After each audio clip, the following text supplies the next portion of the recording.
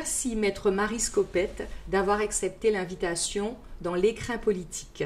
Eh bien, écoutez, Kéza, c'est moi qui vous remercie de me faire l'honneur d'être le sujet de l'écrin politique aujourd'hui. Vous êtes avocate au barreau de Bruxelles et lobbyiste. Pouvez-vous m'expliquer ce que c'est que d'être une lobbyiste ? Alors, je suis tout d'abord avocate. C'est vrai que c'est une profession, évidemment, qui est connue pour défendre les intérêts des clients, des entreprises que l'on représente. Alors, lobbyiste, on va plus loin. Donc, je suis lobbyiste auprès des institutions européennes, ce qui veut dire que je suis enregistrée auprès de la Commission européenne. Et la Commission sait exactement qui sont les clients que je représente et qui je vais voir quand je suis en réunion. Parce que le droit est en perpétuelle mutation. Et que, comme vous le savez, tous les États et l'Union européenne adoptent des législations. Donc nous devons défendre les intérêts des citoyens ou des entreprises que nous représentons. Parce que si nous ne sommes pas présents auprès de ces institutions, les intérêts de certains sont complètement oubliés. Donc la Commission a besoin, pour adopter des législations, que les différentes parties intéressées soient représentées et échangent avec elles. Très bien. Je vous ai découverte parce que vous avez participé à un TEDx en Guadeloupe, parce que vous êtes guadeloupéenne, c'est bien ça? Absolument, absolument. Je suis guadeloupéenne de mère, martiniquaise de père et profondément antillaise, effectivement. Donc j'ai fait ce TEDx, on m'a demandé d'intervenir et d'expliquer ce qu'était mon métier. D'accord. Et donc il y a quelque chose qui m'a frappée, c'est que vous parliez du décalage entre la justice et le pouvoir. Pouvez-vous m'expliquer pourquoi ce décalage ? Mais écoutez, ce décalage il est historique. De façon perpétuelle, on considère que la légalité n'est pas une question de justice, elle est une question de pouvoir. Quand on adopte des textes de loi, on les adopte parce que quelqu'un a fait un lobbying pour qu'ils soient adoptés. Je vous donne un exemple très concret dans l'histoire. Et ça, rien n'a changé depuis la nuit des temps. Je donne régulièrement l'exemple de l'Holocauste. L'Holocauste était légal. L'esclavage était légal. La chlordécone, pour nous, antillais, était légale. Et aujourd'hui, nous arrivons avec des législations qui sont excessivement dommageables pour nos populations parce qu'il y a un lobbying qui est fait par certains industriels afin d'arriver à leur fin, à arriver à gagner beaucoup d'argent sur le dos de certains citoyens et au préjudice d'une certaine population. Donc la légalité, il ne faut pas oublier que pour faire exercer ses droits, il faut se manifester, il faut exercer un lobbying auprès des décisionnaires. Et que si on n'est pas présent, nous sommes complètement les oubliés du droit. Donc, je le répète et je le martèle, particulièrement dans ces territoires, il faut avoir de plus en plus de pouvoir et de représentativité auprès des décideurs législatifs. Sinon, nous voyons des textes adoptés et des régimes dérogatoires qui sont fortement préjudiciables à ces populations. Je pourrais vous en citer énormément et j'espère que j'aurai l'occasion de développer. En tout cas, c'est l'objet aujourd'hui de mon engagement. Donc concrètement, vous dites aujourd'hui que si le chlordécone, parce qu'on connaît cette histoire du pesticide qui a été autorisé en Guadeloupe et Martinique alors que c'était interdit partout, vous dites que l'histoire de la légalité de l'esclavage est aujourd'hui la demande des droits, parce que c'est vrai que l'esclavage a été aboli, certaines personnes ont été dédommagées, d'autres non, donc en fait voilà. Et donc vous dites concrètement, si on veut que le droit soit respecté, il faut qu'on s'organise et qu'on ait un lobby. Concrètement, comment ça se met en place, tout ça ?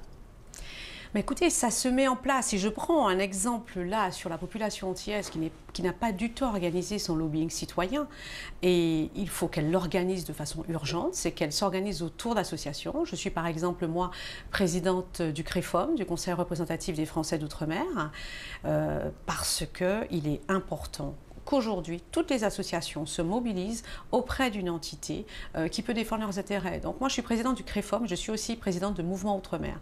Mouvement Outre-mer a vocation à défendre les intérêts des citoyens ou des entreprises auprès des institutions européennes, que ce soit devant la Direction générale de la concurrence ou d'autres institutions. Donc, concrètement, ma mission sera d'appeler toutes les associations, les citoyens, les socioprofessionnels à s'organiser autour de l'association que je préside afin que je représente et que je défende les intérêts de ces populations à Bruxelles. Je vois trop de textes passés qui sont fortement préjudiciables. Et d'ailleurs, c'est la Commission européenne elle-même qui m'a interpellée. J'en profite pour vraiment rendre un hommage à Pascal Vovkarus, qui qui est à la direction de la politique régionale, qui me dit un jour, mais maman, j'étais présidente du lobby de l'énergie à Bruxelles, de l'énergie, du transport, de l'aménagement du territoire. Donc je m'occupe de politiques qui ne sont pas liées à l'outre-mer. Et c'est la commission elle-même qui m'a interpellée en me disant, mais écoutez, on a l'impression que l'esclavage n'est pas aboli dans ces territoires.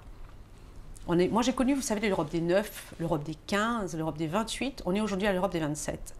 Tous les États membres ont augmenté le niveau de vie de leur population, de leurs habitants. Ça sert à ça les financements européens, ça sert à ça le lobbying. C'est placer l'argent des États et de l'Union européenne vers un développement des populations, ce que nous n'avons pas connu.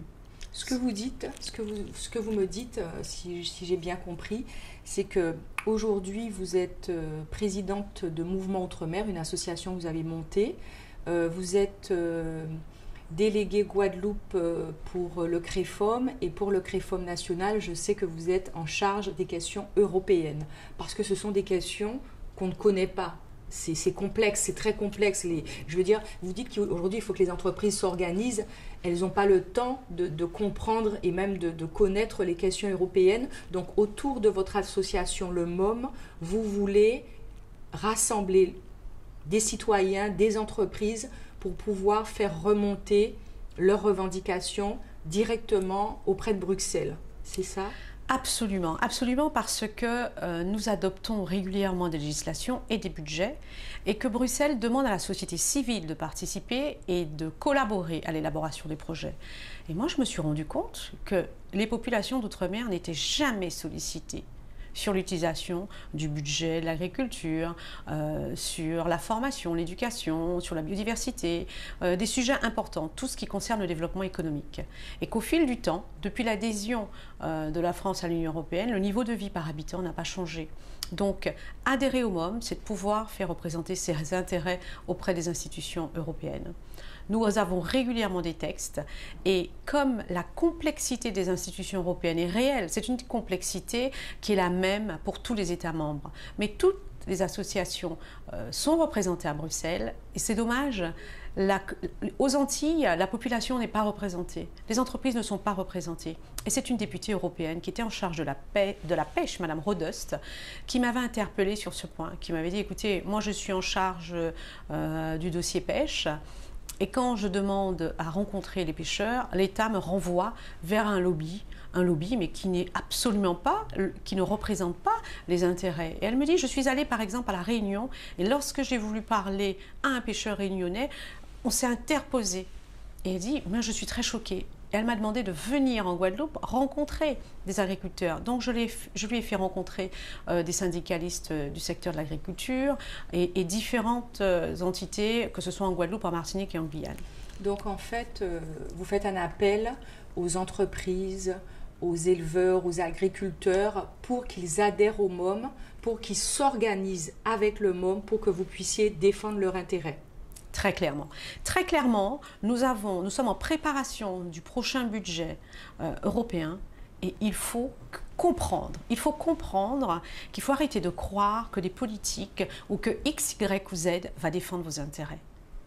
Il ne faut pas tout attendre de l'État, il faut se responsabiliser, et il faut comprendre que ceux qui vont vous donner de l'argent, ils ne vont pas vous donner si facilement que ça. Ils ont intérêt à le donner à ceux qui viennent le demander.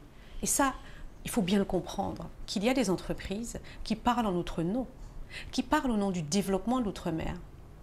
À qui bénéficient... Et quelles sont ces entreprises? On les connaît? Comment ça se passe? Parce que là, aujourd'hui, l'écrin politique est regardé par tout un chacun, donc des sachants, mais des entrepreneurs qui n'ont pas le temps, qui ont la tête dans le guidon, qui sont occupés dans leurs affaires, qui ont déjà énormément de problèmes. Il y a eu le Covid. Quelles sont les prochaines échéances en Europe? Enfin, qu'est-ce qui va se passer? Qu'est-ce qui est important aujourd'hui?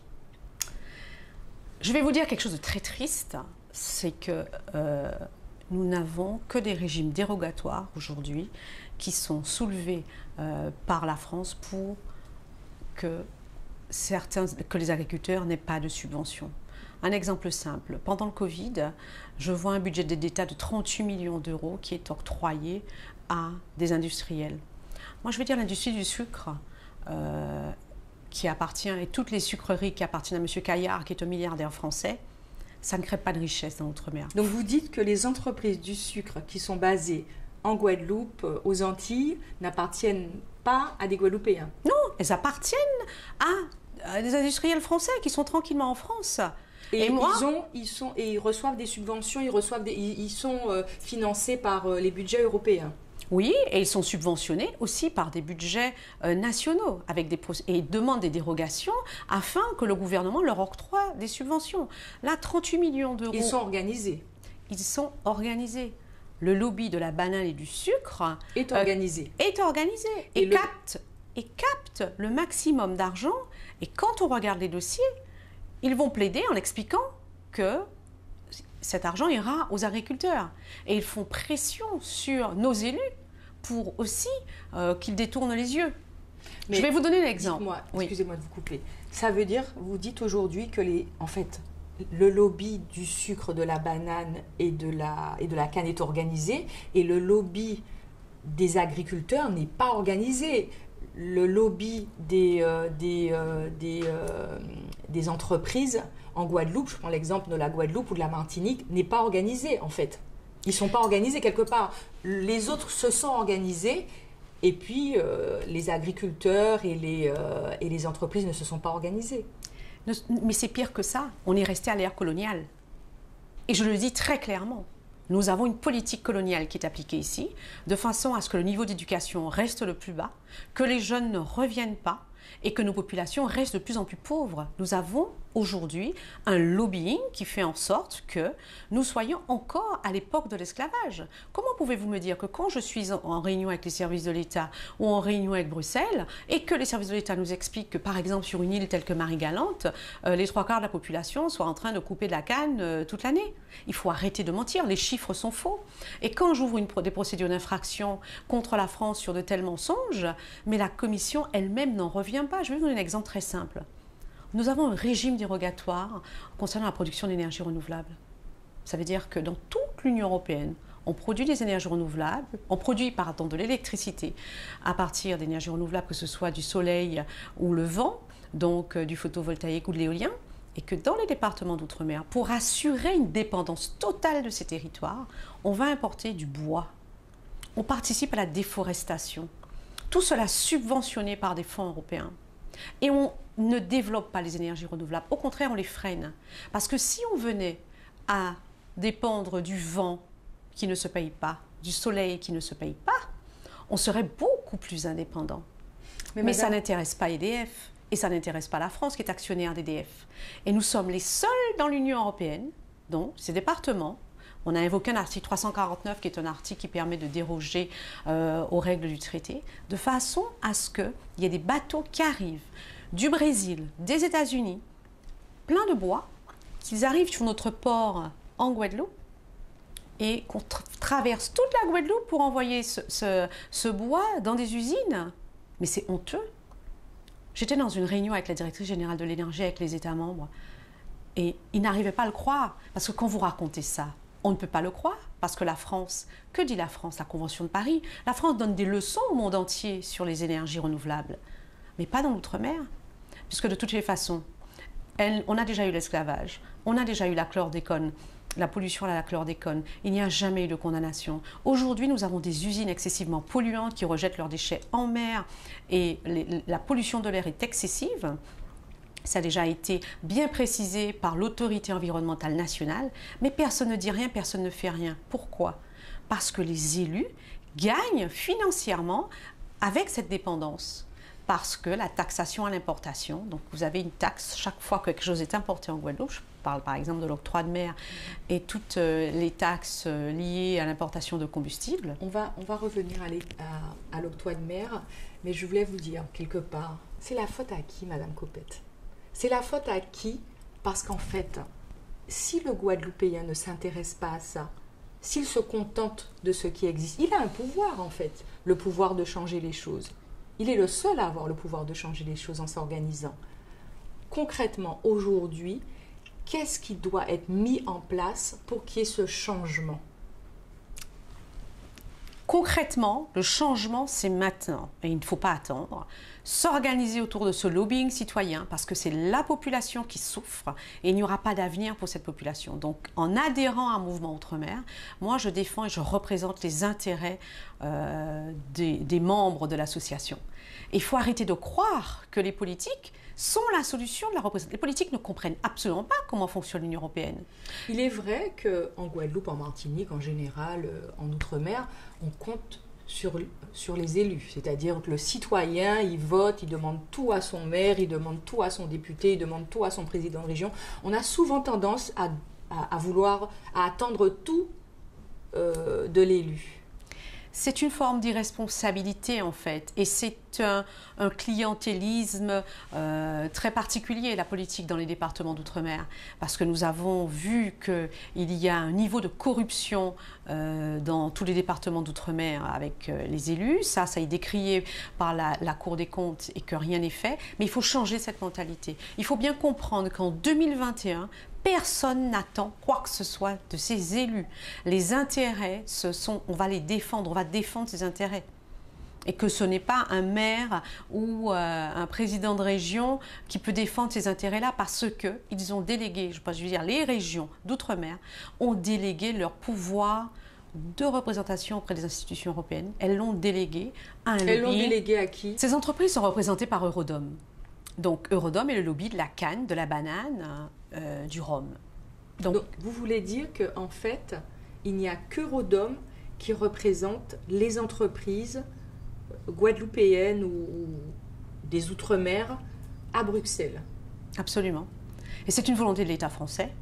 Et c'est une volonté aussi de l'État français de se dire, on a un lobby qui a toujours fonctionné, qui est un lobby colonial et qui verrouille les départements d'Outre-mer. Et les députés, et les différents députés, quand je parlais de la députée allemande, Madame Rodust, tout à l'heure, elle était quand même excessivement surprise de voir que l'État français la renvoyait toujours vers Eurodom pour tous les sujets. Alors que dit que la pêche, ce n'est pas forcément un sujet lié à la canne, à la banane. Donc, Maître Copette, aujourd'hui, ce que vous voulez, c'est organiser les autres filières au sein du MOM pour pouvoir les représenter?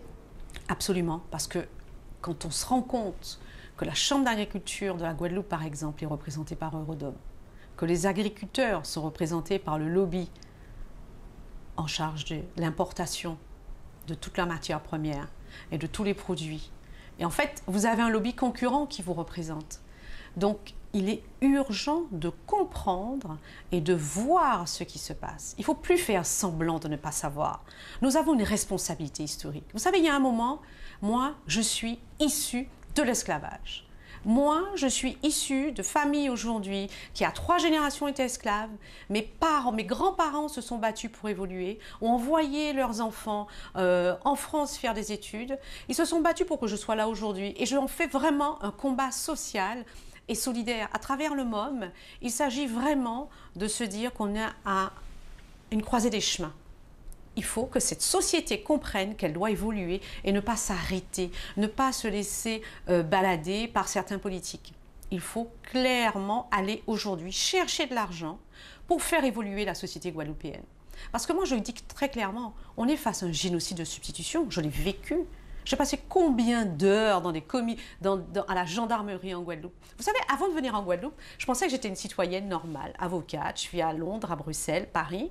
Puis j'arrive ici et je vois un fourgon de gendarmerie, 2 fourgons débarqués. Puis on m'explique très tranquillement, mais qu'est-ce que je reste faire ici? Je rencontrais un procureur de la République qui me dit, mais madame, qu'est-ce que vous faites ici? Pourquoi? Qu'est-ce qui s'est... Enfin, ma fille, par voie de conséquence, on lui a interdit, française, guadeloupéenne, d'être en Guadeloupe. Mais moi, je vais dire que, pourquoi j'attends qu'un garde des Sceaux se penche sur ce sujet? Parce que tant qu'on ne m'aura pas rendu justice, quand je suis arrivée ici, je me suis dit, on a 400 000 personnes en danger de mort.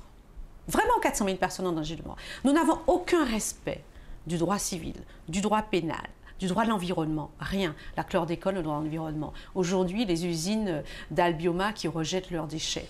Revenons à votre arrivée ici. Oui. Qu'est-ce qui se passe? Pourquoi, enfin, qu'est-ce qui s'est passé? Parce que vous étiez une avocate de Bruxelles. Enfin, pourquoi il y a ces gendarmes? Pourquoi on ne veut pas que vous soyez en Guadeloupe, que vous viviez en Guadeloupe? Ben écoutez, j'ai été... vous avez vu l'affaire de Michel Zecler. Elle met en lumière le fait que vous avez des gendarmes qui sont capables de faire de faux témoignages. Et j'ai été victime de faux témoignages de gendarmes. Je vis ici, j'arrive ici avec ma fille. Et là, j'ai mon ex-mari qui fait un procès d'intention, mais quelque chose de... Je dirais que les détails de cette affaire sont tellement sordides, sont tellement surprenantes. J'ai écrit à la garde des Sceaux, Madame Toubira, à l'époque. Je lui dis, mais comment se fait-il que dans le département le plus dangereux de France, on puisse mobiliser 2 fourgons de gendarmerie pour venir chercher l'enfant d'un exilé fiscal? Je n'ai pas compris, je crus que c'était une blague. Tout mon quartier a eu peur en se disant, il y a eu un assassinat. Et là, j'ai ce gendarme qui dit, mais enfin, votre ex-mari, il est dans les laboratoires, il a des laboratoires dans le monde entier, vous n'êtes rien. Et ce type fait un faux témoignage. Mais vous savez, il y a un moment, la France devra répondre de ses actes. Revenons justement à l'affaire Zecler, qui arrive en 2021. Oui. Incroyable. Il rentre chez lui, il se fait massacrer, Oui. c'est filmé, et aujourd'hui, les policiers sont relâchés. Quand vous parlez justement du décalage entre la justice et le droit, est-ce que c'est légal que les policiers soient rentrés chez lui, le tapent et enfin... Vous savez, les gendarmes sont rentrés chez moi. On fait peur à ma fille. Monsieur Zecler, voilà, il lui est arrivé ce qui lui est arrivé. J'ai assisté la semaine dernière à une intervention de gendarmerie parce qu'un homme appelle en disant « Je suis blanc, il y a une noire qui s'introduit chez moi ». C'est notre quotidien. Je pense que l'affaire Zecler a démontré ce niveau d'injustice. Aujourd'hui, nous sommes victimes de tant d'injustice, mais il est temps que l'on comprenne, et je pense qu'au fur et à mesure, certains comprendront, mais on doit mettre l'accent et on doit faire connaître au monde entier ce que nous subissons. Ces discriminations, ces injustices, il faut qu'elles cessent. Quel est le politique d'outre-mer qui s'est manifesté? Moi, je veux voir tous nos élus d'outre-mer dire « c'est assez, ces injustices ». J'en ai vu aucun. Sous silence total. Je ne sais pas si vous en avez entendu. Oui, alors concernant l'affaire Zecler, il y a des politiques qui ont fait des communiqués de presse, qui ont alerté le garde des Sceaux. Voilà. Donc après, je ne pourrais pas vous dire en détail. Non, mais je ne veux plus, moi, de communiqué de presse. Je ne veux plus. Il faut qu'on soit dans l'action. Il y a de tels actes à l'égard de nos populations. Il faut aujourd'hui que l'économie s'arrête. Enfin, quand je dis l'économie, il faut qu'on manifeste très clairement, qu'on soit dans la rue. Vous avez vu pour Charlie Hebdo? Vous avez vu cet assassinat, la France entière est arrêtée, le président de la République invite des chefs d'État. Non, la prochaine injustice que nous aurons à subir, nous devons inviter la presse internationale à venir à nos côtés. Et donc c'est la faute de qui? C'est encore de notre faute. Je veux dire, qui? La peur. Oui, mais la peur le syndrome de Stockholm.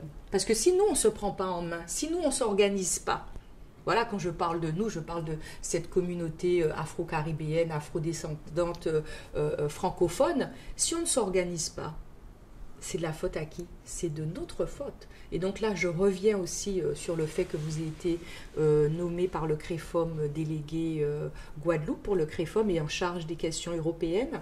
Pourquoi vous avez accepté?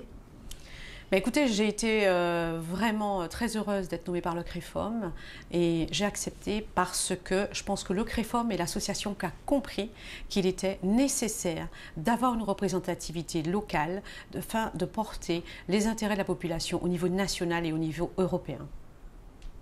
Et qu'il est essentiel que les associations se regroupent pour faire part de leurs difficultés ou de leurs problèmes juridiques. Mais de façon à représenter, à défendre les intérêts. Cet intérêt citoyen, il faut le faire émerger. Dans les départements d'outre-mer, on a peur de parler. On a peur de parler, peur de dire les choses. Les élus n'osent pas se manifester, n'osent rien dire. Je peux vous dire que nous vivons une situation dramatique. Quand on me dit qu'aujourd'hui, là en Guadeloupe, en Martinique, en Guyane, nous importons du bois pour produire de l'électricité, mais nulle part dans le monde on entend ce genre de choses. Nous avons du soleil toute l'année. Mais tout simplement parce qu'en important des matières premières, on va arroser des politiques. C'est-à-dire que quand vous avez un élu qui vient vous dire « Ah non, mais c'est très très bien d'importer », quand vous avez une région qui adopte une programmation pluriannuelle de l'énergie et qui dit « Nous allons produire de l'électricité à partir de bois importé et de fuel lourd, de combustible lourd, ce qui ne se fait plus ». Mais il y a une responsabilité, je dirais même qu'elle est d'ordre pénal. Moi, ces gens-là, c'est comme pour la chlordécone. Il y a un moment, il faut éduquer les gens. Et il faut leur expliquer, parce qu'on ne dit pas aux gens ce qui se passe. Pour revenir à l'octroi de mer, pour vous, quel va être le bénéfice pour les entrepreneurs, pour la ménagère, si on enlève l'octroi de mer? Parce que, enfin, l'octroi de mer, ce qu'on sait, c'est que, ce qu'on nous dit tout le temps, c'est que si on enlève l'octroi de mer, les communes ne seront pas financées. Les mairies ne seront pas financées. Comment on fait? Alors, c'est incroyable comment on peut annoncer des choses aux gens et qu'ils puissent encore y croire. L'octroi de mer est une taxe à l'importation. Donc, vous taxez ce qui est importé et vous taxez les intrants que vous faites venir pour produire. Donc, je vous donne un exemple. Tout le monde est taxé? Oui. Tout le monde est taxé? Je vous donne un exemple très simple, mais de façon différenciée, puisque vous avez 18 taux d'octroi de mer. Ce même taux peut changer 3 fois ou 4 fois dans l'année. Donc, c'est une taxation qui est illisible. Donc, concrètement, un chef d'entreprise... Il a une épée Damoclès sur la tête. Mais c'est-à-dire, comment il fait un modèle économique? Comment vous voulez faire un modèle économique quand vous ne savez même pas à combien va vous revenir votre production? Je vais vous donner un exemple très simple. Nous avons du cacao en Guadeloupe, nous produisons du chocolat. Celui qui décide de faire du chocolat aux noisettes, alors il va avoir son cacao, il se dit, je vais faire venir des noisettes, et puis je vais vendre des tablettes de chocolat aux noisettes. Mais il a un octroi de mer sur cet intrant, donc ces fameuses noisettes, c'est cet octroi de mer sur les produits intermédiaires, et qui est très élevé. Mais s'il achète du chocolat aux noisettes, l'octroi de mer sera moins élevé. Donc, vous avez une entreprise, vous voulez monter une entreprise et faire du chocolat aux noisettes, travailler la population, mais non, vous ne pouvez pas. Parce que le produit que vous allez vendre sera en concurrence avec un produit qui sera moins cher parce qu'il aura été importé. Même s'il est taxé. Même s'il est taxé, parce que nous avons un différentiel d'octroi de mer. Donc toutes les entreprises sont pénalisées par l'octroi de mer. Je ne connais aucune entreprise qui soit pour le maintien de l'octroi de mer. Mais ce qui est plus dangereux...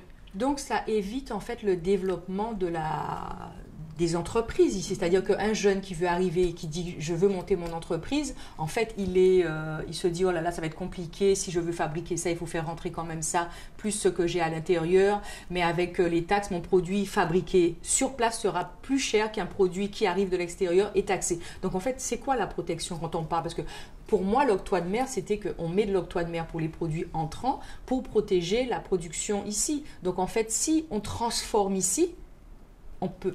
Enfin, les prix sont trop chers, donc on ne peut pas transformer. En fait, on a la matière première, mais on ne peut pas la transformer parce que si on doit faire rentrer d'autres matières, la population va payer plus cher et donc, bien sûr, va prendre la tablette de chocolat qui arrive de l'extérieur. Donc, ça empêche les entreprises d'évoluer en Guadeloupe. C'est ce que vous dites? Mais c'est très clairement le cas. C'est très clairement le cas. L'octroi de mer bloque le développement économique de la Guadeloupe et de tous les départements d'outre-mer. Et tous les jeunes qui sont partis se former et qui veulent rentrer et les parents ont payé des études qui ont coûté cher, du coup, ils ont un frein à monter leur entreprise et ils vont travailler où alors? Mais la plupart de mes amis sont partis, travaillent aux États-Unis, au Canada, en France. Nous avons une diaspora éparpillée dans le monde, mais très clairement, tout est fait pour que les entreprises ne se développent pas, pour que l'économie ne se développe pas, de façon à aller pleurnicher le plus possible à Bruxelles pour demander des subventions européennes en disant que nous avons les populations les plus pauvres. Ce qui est le cas. L'indice de pauvreté de la Guadeloupe est très élevé, et celui de la Martinique aussi. Des populations pauvres avec un exode de cette population. Les jeunes ne reviennent pas, une population vieillissante. Alors, pour revenir à l'octroi de mer, un point essentiel, on dit ça abonde au budget des communes. Mais donc, c'est la région qui collecte l'octroi de mer. La région a intérêt à avoir un budget de plus en plus important. Donc, elle a intérêt à ce qu'il y ait le maximum d'importations. Elle a intérêt, l'autorité régionale, qu'elle soit en Guadeloupe, en Martinique, à la Guyane, à avoir un taux de taxation le plus élevé possible. Et suivant sa situation financière, elle va augmenter ou pas les taux. Je vous donne un exemple dans le matériel d'Internet, qui n'est pas produit localement, le matériel. Si vous importez du matériel, vous avez un octroi de mer de 50% sur ce produit. Si je vous donne l'exemple de l'eau, vous avez un octroi de mer qui varie entre 0 et 60% sur l'eau minérale. Donc, et toutes ces décisions au niveau de taxation, il se fait en petit comité avec les copains, voilà, avec des rapports d'influence. Mais tout ce que je dis est connu. On lit le rapport Ferdi sur l'octroi de mer. Donc, c'est un rapport qui a été commandé par Bercy. Tous les points sont faits. Tous les experts que vous pourrez amener vous démontreront que l'octroi de mer génère la vie chère dans l'outre-mer. Donc nous savons que nous avons 40% de vie chère, tout est excessivement élevé et cet octroi de mer génère pour les populations les plus pauvres des conséquences dramatiques parce que les plus pauvres sont ceux qui ont une part dans leur budget alimentaire le plus élevé, c'est-à-dire c'est ceux qui vont avoir 80% de leur budget voué à subvenir à leurs besoins primaires, c'est-à-dire manger, boire. Vous avez de l'octroi de mer sur l'eau, vous avez de l'octroi de mer sur l'électricité. Sur l'électricité. Nous avons de l'octroi de mer sur absolument tout.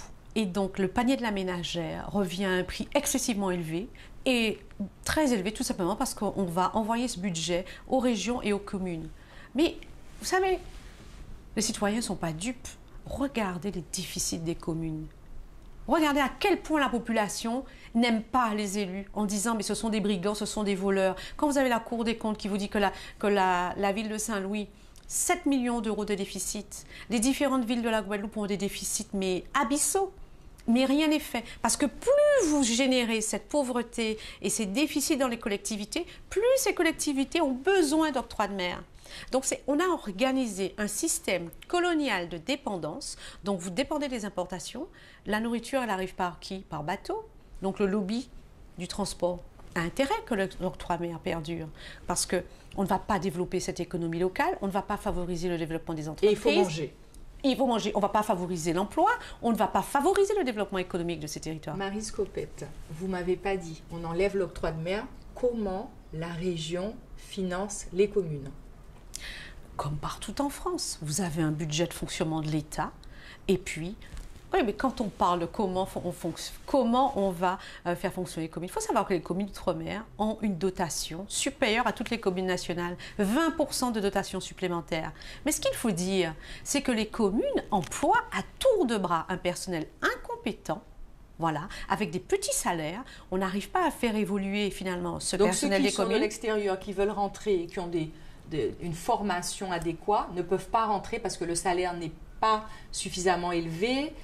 Expliquez-moi un petit peu. Pourquoi? Alors, on arrive, on part, on fait des études, on revient, on voudra avoir un salaire décent, on ne l'a pas, mais en même temps, les communes embauchent beaucoup pour des petits salaires, donc des gens pas formés. Oui, les communes embauchent beaucoup, des personnels de catégorie C, et la Cour des comptes vous dit encore mieux. Les communes ont du personnel qui n'est même pas présent sur place, ni même dans l'île.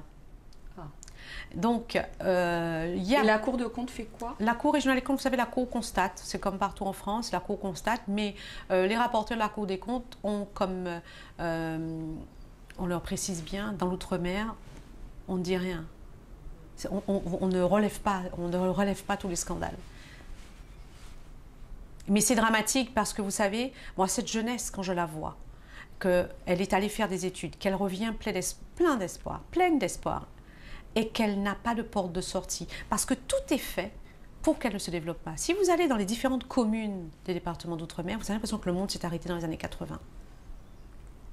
Parce qu'on ne peut pas créer son entreprise, on n'est pas aidé. Il y a beaucoup de subventions européennes qui arrivent ici, mais elles partent à qui, pour qui? Dans la politique agricole, sur les budgets. Je vous donne un exemple simple. Nous consommons beaucoup de poulet ici. Nous pourrions produire la volaille. 99% de notre consommation, nous l'importons. Donc nous importons des poulets. alors que nous pourrions produire beaucoup plus de poulets. Mais il y a tout un lobby qui s'organise pour que la croissance des poulets, les aliments pour les poulets ne soient pas de bonne qualité, de façon à ce qu'il n'y ait pas de modèle économique viable pour les producteurs de volailles. Et tous ces lobbies sont organisés.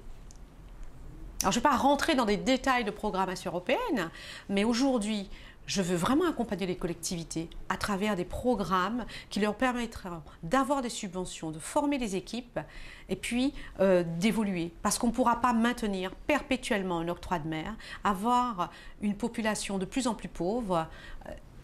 Ces populations d'outre-mer sont prêtes à exploser. Marie Scopette, c'est un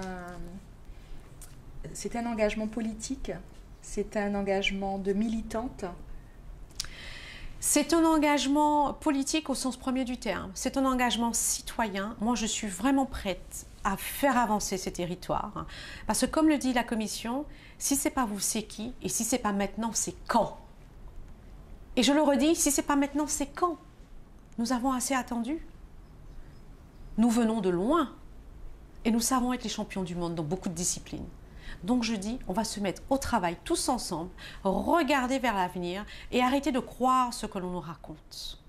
Arrêter de croire que le développement va vers des espèces de petites miettes que l'on donne à chacun et sans faire évoluer la population. Le développement territorial passe par l'éducation, la formation professionnelle, accompagner les jeunes, insérer cette population et lui donner confiance en soi. Et aujourd'hui, tout est fait pour que la population n'ait pas confiance en elle.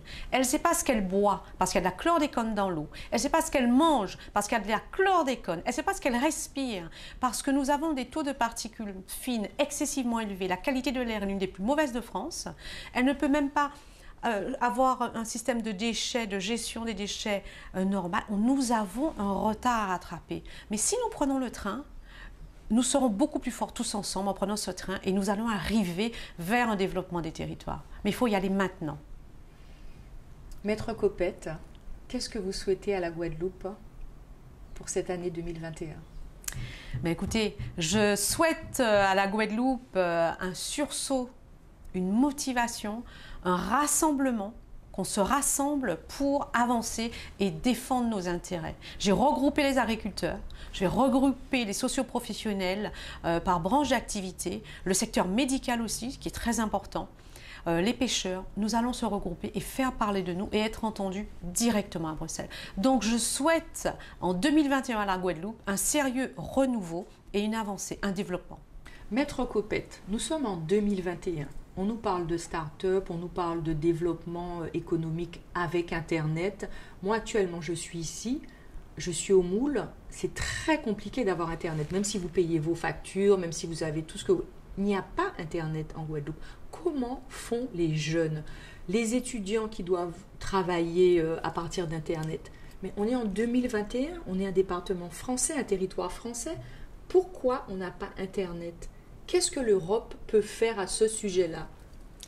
Mais écoutez, un constat réel, on n'a pas d'Internet, on n'a pas d'eau, on n'a pas accès aux choses les plus évidentes, les plus primaires pour pouvoir travailler. Alors Internet, c'est très intéressant parce que la Commission européenne a demandé à tous les États membres d'avoir le haut débit dans toutes les régions. Et sur les territoires insulaires, elle a mis en place un programme spécifique de façon à s'assurer que dans les îles, on pourrait avoir Internet avec notamment du satellite, parce que la fibre est beaucoup plus compliquée et plus coûteuse, même si elle est pour l'instant plus efficace.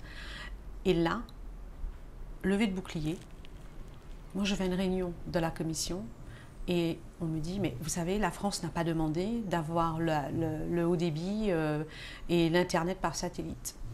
Vous dites pour la Guadeloupe, la Martinique? Pour les départements d'outre-mer. Et je dis, mais ça ne peut pas se passer comme ça. Nous allons avoir une réunion de travail avec la Commission européenne sur ce point. Donc, j'ai rencontré le service de la DG Connect de la Commission qui me dit, mais bien sûr, Maître Copette, nous allons vous accompagner. Et voilà le mode opératoire pour avoir l'Internet par satellite, notamment dans les territoires insulaires et dans les régions montagneuses. C'est ce qu'on fait partout. Mais vous savez, j'étais étonnée, ça ne semblait pas être une préoccupation pour ces territoires. Donc j'ai dû moi-même investir dans l'Internet par satellite. Et quand j'étais confrontée, j'ai échangé avec Orange, je leur ai dit, mais pourquoi en Guyane on lance des satellites et ils n'ont pas Internet en Guyane? Vous vous rendez compte de cette aberration? Et là, on me dit, ah oui, mais ça coûte trop cher. C'est moi qui ai créé une société d'Internet.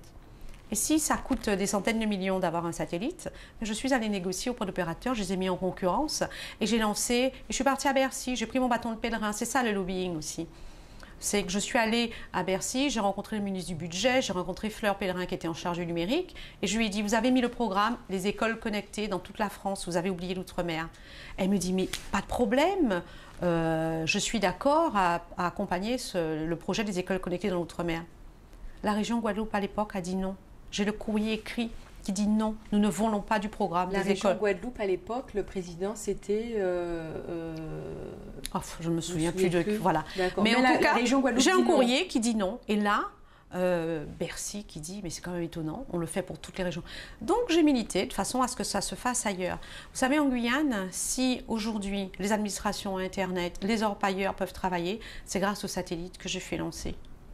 Voilà. Et donc, je trouve quand même assez incroyable d'avoir été obligée de me substituer aux grands opérateurs ou à un service, finalement, un service d'intérêt général. Mais nous ne sommes qu'au début, parce que si je permets à quelques milliers de personnes d'avoir accès à Internet dans des zones les plus isolées, cela est fait à un coût plus élevé, avec une rapidité qui n'est pas la meilleure pour l'instant, mais je suis la seule. Je n'ai pas été accompagnée par les élus actuels. On a relancé, je fais des réunions avec Bercy pour avoir le plan France Très Haut Débit. Il n'y a pas d'attente parce que pareil, ces subventions et ces montants sur le numérique vont à des grands groupes français qui ne font rien pour développer l'Internet ici. Et vous savez ce que dit la Commission? Les exclus du numérique sont les analphabètes de demain. Mais ça, ce n'est pas anodin ce que je dis. Exclure une population à ce point du numérique, c'est pour moi une volonté de la rendre analphabète. Rien n'arrive par hasard. Et invisible. Et invisible. Vous n'avez pas accès aux services les plus primaires, vous n'avez pas accès à vos services bancaires, vous n'avez pas accès aux impôts. Donc là, je pense qu'il est temps de se mobiliser. Lorsque j'ai mis Puisque maintenant, tout est sur Internet. Hein. Tout se fait sur Internet. J'ai eu la chance d'avoir quelques élus de la Guadeloupe qui se sont mobilisés. On a fait des partenariats avec des villes de la Guadeloupe qui ont subventionné l'équipement pour leur ville. Mais pas toutes les villes. Pas toutes les villes. Donc, et il faut encore aller plus loin. Non, puisque moi je n'ai pas Internet au moule. Non, le moule ne l'a pas fait. Et il faut aller plus loin. Et il faut que l'on comprenne que c'est une nécessité et que ça doit être la priorité numéro 1 pour un développement économique. Moi, je vous donne l'exemple d'entrepreneurs. Parce que pour travailler, si vous n'avez pas Internet, comment vous faites? Vous savez, l'exemple qui m'a aussi choqué, c'est que quand vous avez des parents divorcés, vos enfants ne viennent pas vous voir si vous n'avez pas Internet. Je me souviens de ce monsieur qui vient me voir et qui me dit « Ah madame, vraiment, au moins je pourrais voir mes enfants le week-end. » Parce qu'ils ne veulent pas venir me voir parce que je n'ai pas Internet. Vous savez, je suis très émue par ce genre de témoignage. Parce que si j'ai pu apporter ce mieux-être à certaines familles et à des milliers de familles, j'en suis vraiment très très heureuse. Et je l'ai fait, j'ai mené ce combat parce que c'est un combat social qui est important. Je peux vous donner l'exemple d'entrepreneurs qui n'ont pas accès à Internet chez eux. Comme vous le dites si bien, vous, à Moule, vous n'avez pas Internet. Qui travaillent jusqu'à 3 h du matin pour faire, par exemple, des montages vidéo parce qu'ils sont monteurs et qui doivent se rendre en pleine nuit près d'une borne ou d'une station d'essence en espérant capter un signal de 4G pour envoyer un document. Cette jeunesse-là, comment on n'est pas coupable de ne pas l'accompagner au moment où la priorité, c'est de développer le numérique? Il y a de l'argent. On a des milliards pour le numérique. Mettons l'accent sur le numérique. Pourquoi nous allons mettre l'accent sur des entreprises moribondes, subventionner des activités qui ne sont absolument pas rentables? Moi, je vois que je suis étonnée que l'accent soit mis sur l'accompagnement d'usines de sucre dont les propriétaires ne sont pas ici et qui ne développent pas d'activité économique, qui rejettent les déchets en mer, qui rejettent les déchets dans l'air, et alors même qu'elles sont condamnées et que le droit communautaire ne le permet pas, on continue à les subventionner. Et quand je porte plainte contre l'octroi de ces subventions, moi j'ai eu un préfet, je peux vous dire que dans mon métier d'avocat, même si nous plaidons contre, même si nous sommes en opposition, nous n'avons jamais la partie adverse qui nous parle avec violence. Ce que j'ai eu à subir à la préfecture en Guadeloupe. J'ai eu un préfet vexé de voir que la Commission l'interroge sur une non-conformité des dépenses des fonds européens et puis l'attribution de fonds à une entreprise polluante, tape du poing sur la table, me crie dessus en disant « Et si ça ne se fait pas, on saura où vous trouvez ». C'est une menace de mort, c'est quoi? C'est quoi ça? On est en territoire colonisé. Ce que la France a décidé de donner à un ou deux copains à des industriels, eh bien ici on n'a qu'à l'accepter. Et les élus ici l'acceptent dans le plus grand silence parce qu'ils reçoivent en contrepartie des taxes, des impôts pour faire fonctionner des collectivités qui ont un personnel pléthorique, incompétent. Et ça, c'est un crime contre la Guadeloupe. Cette année, quels vont être vos objectifs pour le CREFOM Guadeloupe et les questions européennes pour le CREFOM au national? Alors mes objectifs seront de rendre visible la difficulté que l'on a dans les départements d'outre-mer. Donc lister ce qui ne convient pas, ce qu'il faut modifier en Guadeloupe, en Martinique, en Guyane. Donc j'ai déjà été aussi contactée par des acteurs de la Martinique et par des acteurs de la Réunion qui entendent faire remonter les dysfonctionnements. Parce qu'entre la théorie et la pratique, on a vraiment un écart qui dans l'outre-mer est vraiment très criant. Donc entre le droit et la justice, encore une fois. Le droit ne s'exerce pas dans les départements d'outre-mer. La justice n'existe pas. Et vous savez, sur un territoire, la justice n'est pas organisée, c'est de l'anarchie. Maître Copette, c'est quand même pas évident pour la jeunesse de se déplacer en Guadeloupe. Le transport, si on n'a pas de voiture, c'est très compliqué. C'est très compliqué et c'est très attristant parce qu'aujourd'hui, un jeune qui veut aller travailler ou qui veut aller à l'école, qui n'a pas le permis, a vraiment d'énormes difficultés. L'accès au travail devient très difficile quand vous savez ce que coûte une voiture, ce que coûte l'assurance d'une voiture, l'essence dans une voiture. Le fait de ne pas avoir suffisamment développé le transport public est un véritable préjudice et bloque le développement économique du territoire. Mais pourtant, il y a de belles initiatives, il y a des jeunes qui font des propositions, mais écoutez, la plus belle... Qui ont besoin d'argent, de financement, qu'est-ce qu'on peut faire? Pourquoi c'est tellement compliqué de se transporter, d'ailleurs, en Guadeloupe? Et pourquoi il y a ces initiatives proposées par une jeunesse plein de projets ne voient pas le jour parce que financièrement, c'est compliqué? Mais je peux vous dire qu'au-delà de la jeunesse, le sujet du transport est un sujet que je connais en matière d'infrastructure.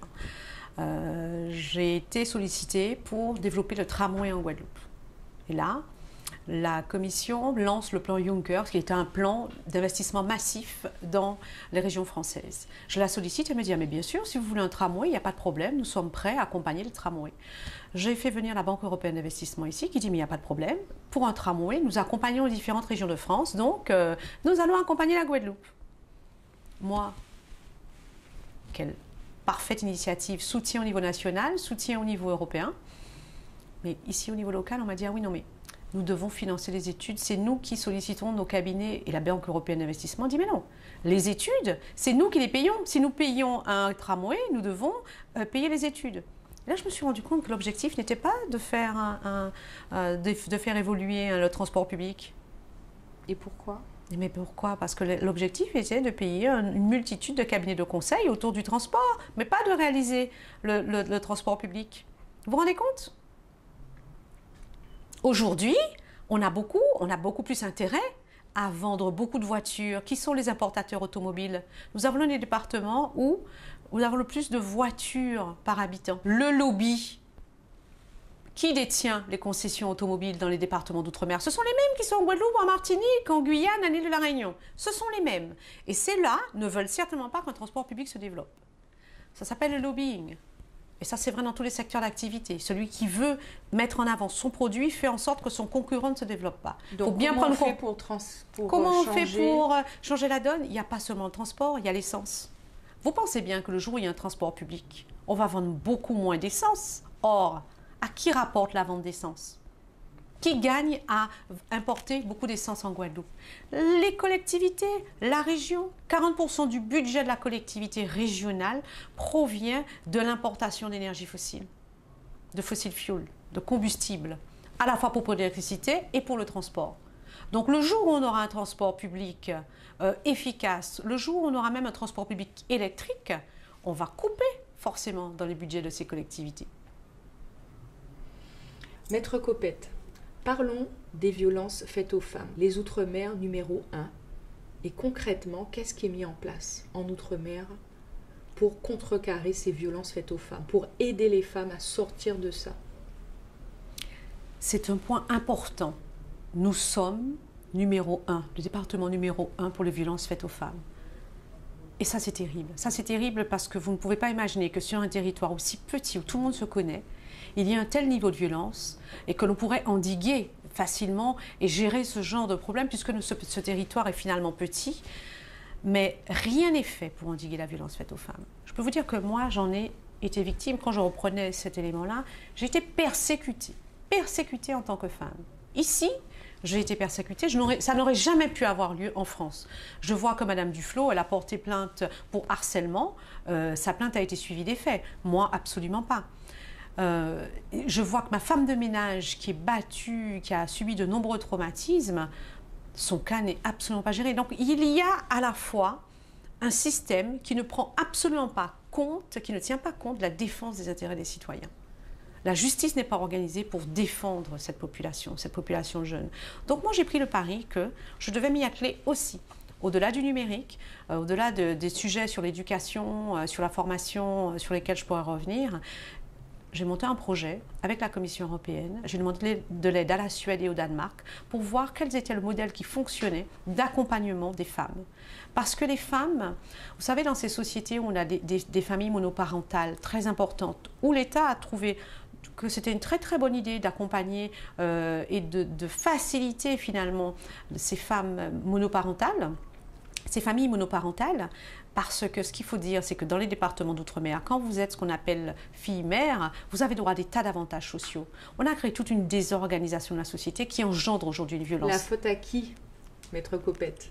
La faute à qui? La faute aussi à un lobby qui a intérêt à le vendre du logement social à des femmes isolées, à des élus qui ne prennent pas leurs responsabilités pour dire stop, et puis à une politique sociale qui n'existe pas seulement dans les départements d'outre-mer, mais qui est exacerbée sur un petit territoire où rien n'est fait pour développer l'économie, rien n'est fait pour que les entreprises se développent, rien n'est fait pour que cette jeunesse... À la population, à celle qui accepte ça.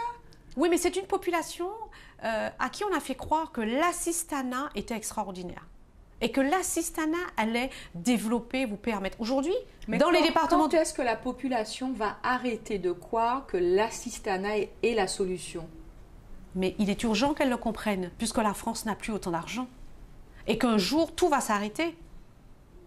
Il est urgent de comprendre que lorsqu'on vous met dans l'assistanat, on ne vous met pas en position de décider pour votre avenir. On vous met en position d'infériorité. Et de dépendance. Et de dépendance. Moi, un jour, j'ai été étonnée de voir ce niveau d'assistanat. Et j'ai un jour un président de fédération qui me dit « Mais écoute, Maryse, en fait, les élus ont intérêt à avoir une population pauvre parce qu'ils donnent, quand ça ne va pas, quand le citoyen veut leur voir, on sac d'iri et on sac mori. Donc, ils ne veulent certainement pas qu'ils se développent. Moi, je l'ai vu. J'ai créé la première école de codage numérique en Guadeloupe. Je suis allée rencontrer et j'ai demandé à une entreprise de codage très connue, Simplon, de venir s'installer en Guadeloupe. Je les ai fait venir à mes frais. J'ai accompagné ce développement et ensuite j'ai monté un dossier FSE avec des fonds européens. Qui a demandé la fermeture de l'école? L'État. Moi, j'ai été étonnée de voir à quel point j'assiste à des copiles, donc des comités de pilotage, où je vois le préfet, le sous-préfet, le banc et l'arrière-banc de tous les services de l'État me demander absolument le montage d'usines d'importation de bois et on va mettre toute l'énergie du gouvernement autour de projets excessivement coûteux qui ne rapportent rien à un territoire, qui polluent, qui les mettent en situation de dépendance.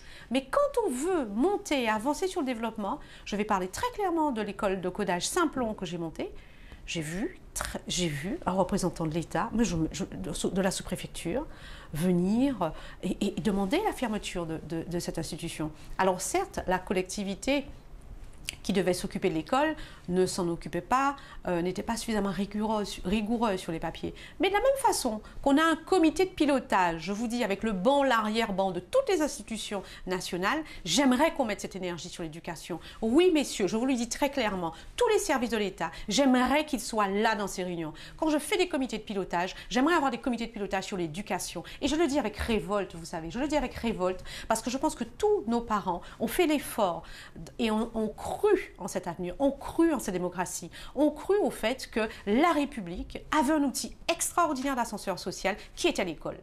Et qu'aujourd'hui, on doit comprendre que si nous ne battons pas pour que nos enfants aient droit à un système éducatif performant avec Internet, une très bonne qualité d'Internet, avec un apprentissage cohérent, parce qu'aujourd'hui, qu'est-ce qu'on apprend à nos élèves? Plein de choses qui n'ont aucun intérêt. Mais ça, c'est un point important parce que j'avais attiré l'attention des autorités régionales à l'époque. C'est que la Commission avait demandé à tous les États membres de se mettre à niveau, notamment l'apprentissage du codage numérique dans les écoles primaires. J'avais milité pour cela et c'est pour ça notamment que j'ai créé l'école de codage Simplon.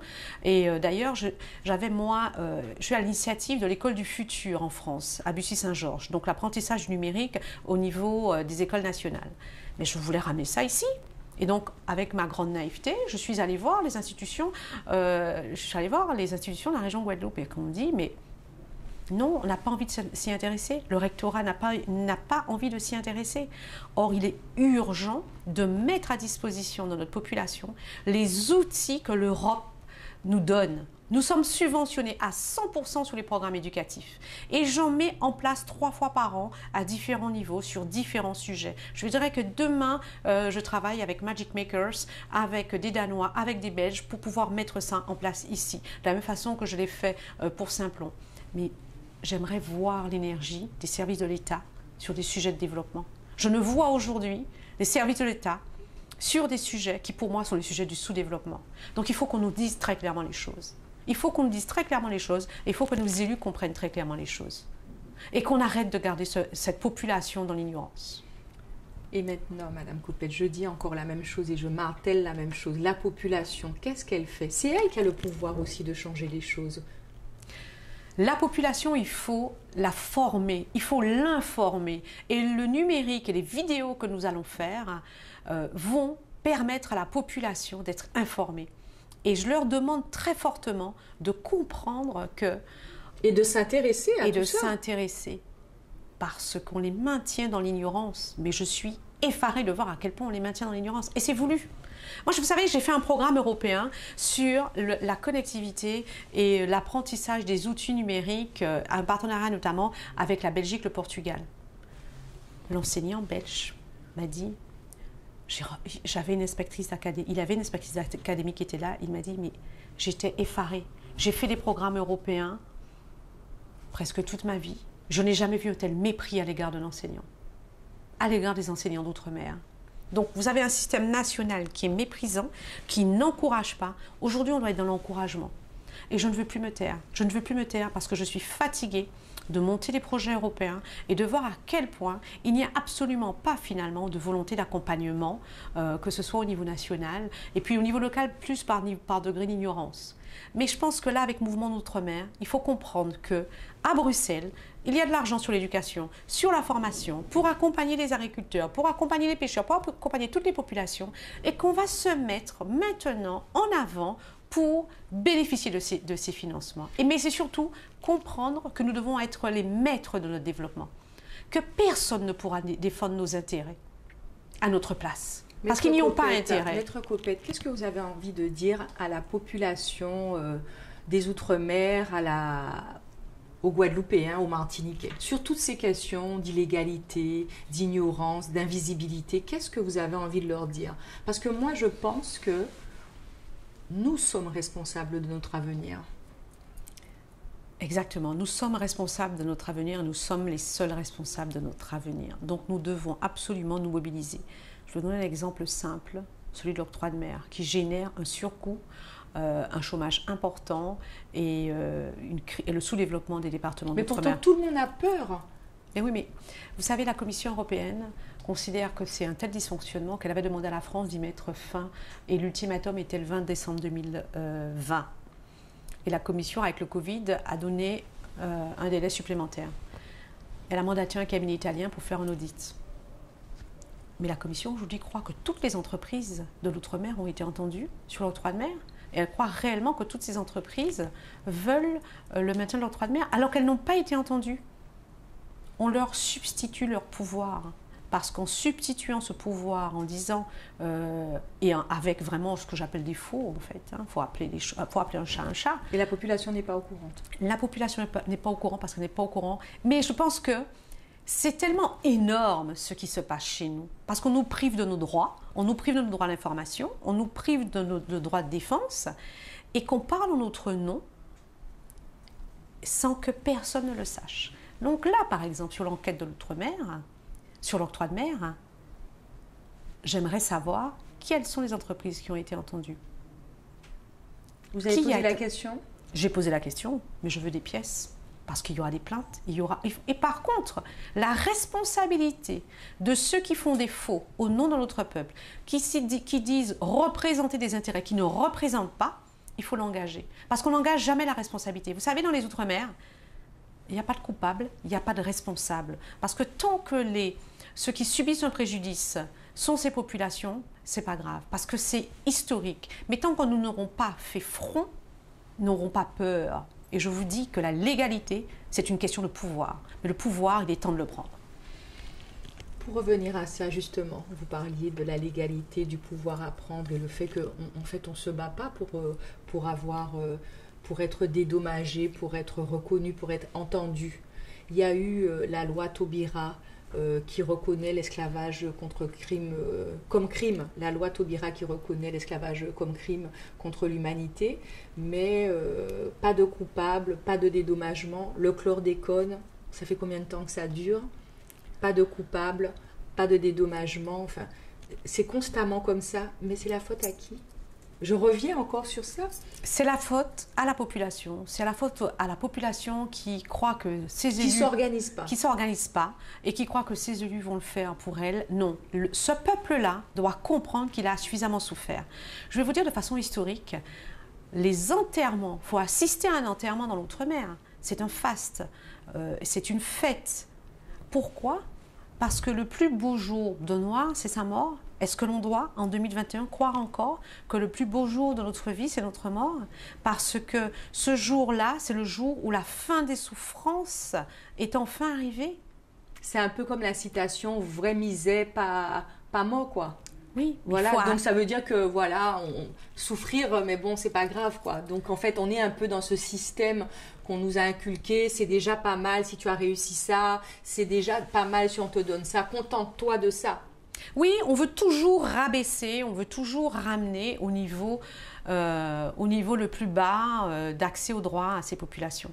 Mais je suis très confiante parce que je vais vous dire que j'avais fait une vidéo en expliquant pourquoi j'étais très choquée de voir qu'un groupe comme Albioma avait fait un lobbying pour importer du bois et alors qu'il faisait croire qu'on produisait de l'énergie à partir de canne à sucre. Vous savez, le mensonge à l'état réel. Et j'expliquais ce que c'était que le lobbying et j'ai vu j'ai énormément de gens qui m'ont contacté. Et donc, il y a une partie silencieuse de cette population qui est prête à se mobiliser. Et Mouvement Outre-mer va partir déjà avec cette partie qui est mobilisée et je demande vraiment, et je demande à tous ceux qui veulent le changement de se mobiliser, d'adhérer à un mouvement d'outre-mer afin de voir cette Guadeloupe, cette Martinique, enfin ces départements d'outre-mer évoluer. Merci Maître Copette. Merci Kéza, c'est moi vraiment qui vous remercie parce que nous n'avons pas le luxe du temps. Et ça, il faut le comprendre. Nous ne pouvons plus attendre. Nous sommes en 2021, nous n'avons pas d'eau, nous n'avons pas Internet. Et je le redis, les exclus du numérique sont les analphabètes de demain. Et ça, il est urgent qu'on se préoccupe. Merci. Merci.